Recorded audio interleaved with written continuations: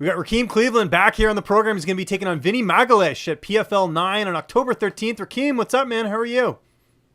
I'm doing great, man. Training's going great. Only a few weeks out. I'm excited. Yeah, this is a huge fight, and we'll definitely talk about it in a sec here. But I wanted to start things off with you linking up with Terphouse, and I know you've been using the CBD products. How did this all come together with you working with them?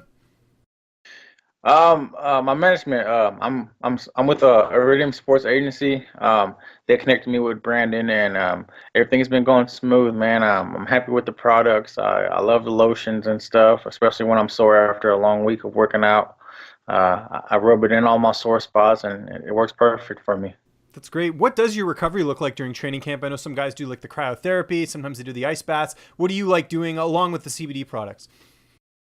I have a awesome therapist, well, chiropractic therapist at Gruska Chiropractics. He takes care of me. We get really in depth, all the way down to X-rays and all that stuff on my body. Make sure I'm all aligned and feeling great for every week of training. That's excellent, man. Let's talk about your last fight quickly. I know things didn't go your way in that one at PFL 5 against Maxime Grisham, but you always learn more from a loss than a win. What did you take away from that performance?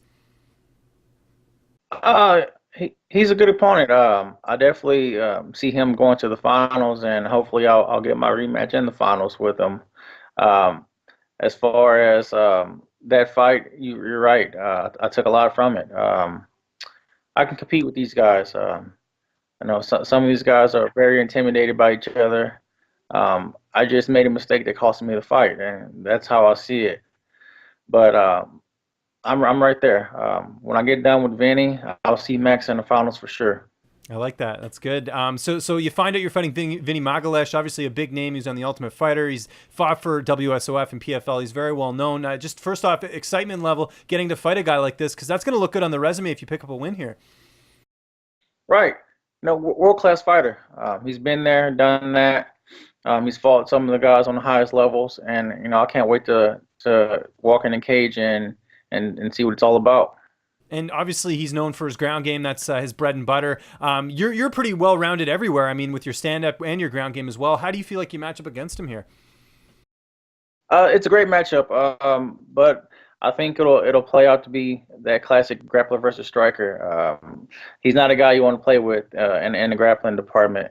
Vinny grabs you, you better get out the way because he's dangerous when it comes down to that. So I'm not trying to play that game with him, but I will be able to defend that.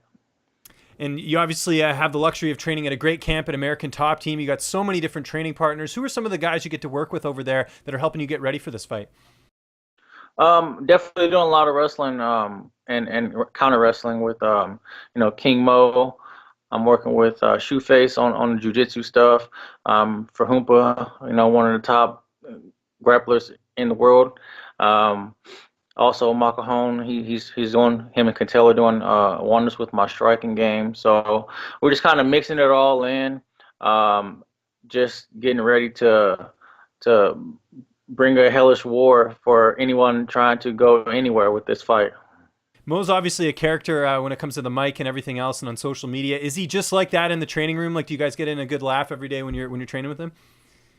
Oh yeah, oh yeah. He's like a big brother, man. We definitely talk a lot of trash to each other from as soon as we see each other. As soon as we see each other, it starts. But like I said, when it comes down to working, we get to work, we get stuff done, and he is one of the best training partners you can have when it comes down to wrestling and counter wrestling. So I look forward to this working out for me. How's the weight cut going? I mean, we got a lot of time before this fight, but has that process already started? Yeah, I've been trimming down slowly. I'm about 220 right now, so not too far off. I try to get in shape early, and get the weight down early so I don't have to worry about it when it comes down to it. Um, just really staying healthy and sharpening the tools. Who's going to be in your corner for this fight? I'm looking to have Makahon again. Um, I believe Conan's coming down. We got so many guys, so I'll have a complete coaching staff there with us. We haven't really decided who's going to be in the corners yet, but we'll have at least 4 or 5 coaches there. And how do you see this fight unfolding on October 13th? Are we going to see a knockout in this one? Because I know that's probably the game plan. Go in there and try and take him out early. Definitely. Fighting twice in one night, or the possibility of fighting twice in one night, you got to come out. So I'm looking to go out there, start fast, finish early, save much energy I can for the second fight. Second fight's gonna be longer. So definitely coming out and putting it on him and putting him on him fast. So that's the plan. Do you have to train differently with the fact you will potentially be fighting, twice in one night? Because obviously that's not something you're used to. Usually you fight once and then you get a little bit of a break.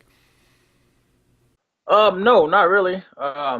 Really, it's all about training smart. You don't want to do anything crazy that's gonna hamper yourself. So, like I said, staying healthy is a big key. So we're just training smart. We're doing stuff that I need to work on.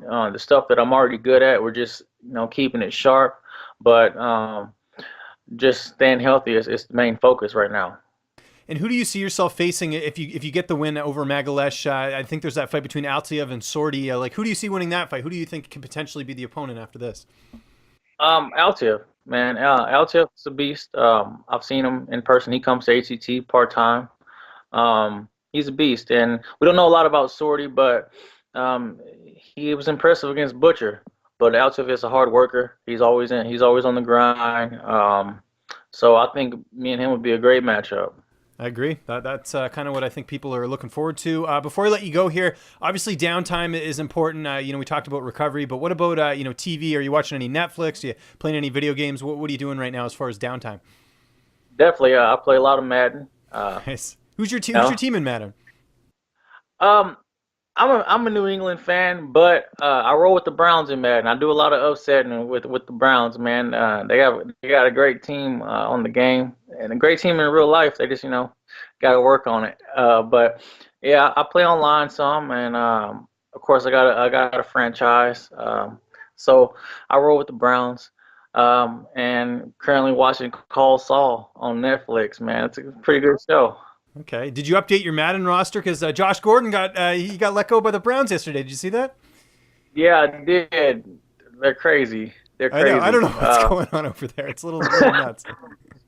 I mean, he's a little controversial when it comes to how things are supposed to run, but when he gets on the field, he's one of the best. So whoever picks him up are gonna be lucky.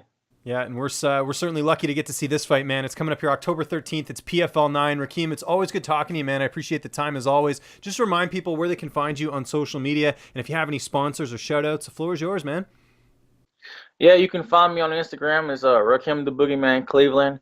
Facebook, Rakim the Boogeyman Cleveland also. My Twitter handle is at Team Rakim58. I just want to give a shout out to my sponsors, Brewster Chiropractic. Um, excuse me, Dakota Fight Gear, G Fuel, Scholar Orthopedics, of course Terphouse, man, and a sponsor that still supports me back home in Des Moines, Iowa, Doc's Lounge.